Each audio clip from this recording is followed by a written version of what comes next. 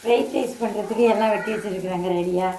5 முட்டை பொரிச்சு வச்சுருக்கேன், முட்டைக்கோசு கொஞ்சம் வெட்டி வச்சுருக்கேன், பீன்ஸ் வெட்டி வச்சுருக்கிறேன், இது பூண்டு பச்சை மிளகாய் இடித்து வச்சுருக்கிறேன், மல்லித்தழை வெட்டி வச்சுருக்கிறேன், நீட்டமாக ஒரு தக்காளி வெட்டி வச்சுருக்கிறேன், சாதம் வடித்து வச்சுருக்கிறேன். ஃப்ரைட் ரைஸ் கிண்ட போகிறேன்.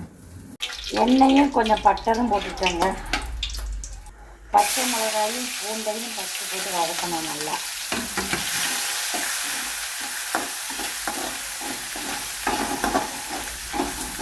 அப்புறம் தக்காளியை போடுங்க.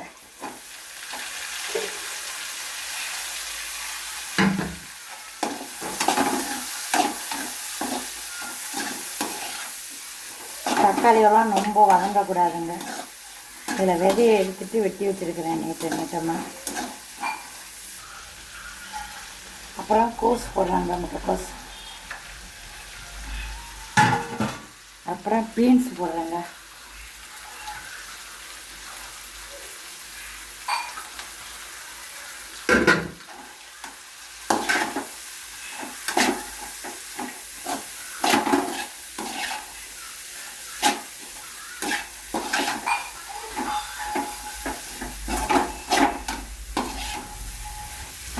கொஞ்சம் வேகட்டுங்க எண்ணெயும்.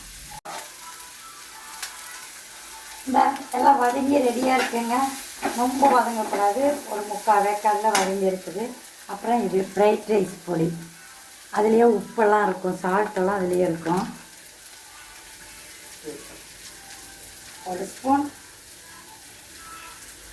2 ஸ்பூன், 3 ஸ்பூன் போடுறாங்க.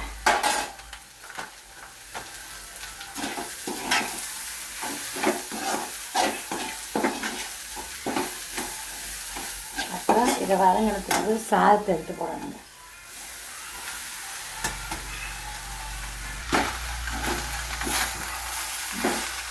காட்டு இந்த சாதம் ரெடிங்க ஃப்ரைட் ரைஸு. இப்போ எக்கு போடுறேன்.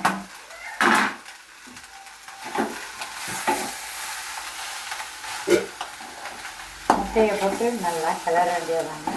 வேணுமுன்னா கொஞ்சம் லெமன் பிடிக்கும் உப்பு தண்ணிக்கு. ஓகேவா? Fried rice ready. போட்டோ எடுத்துக்க.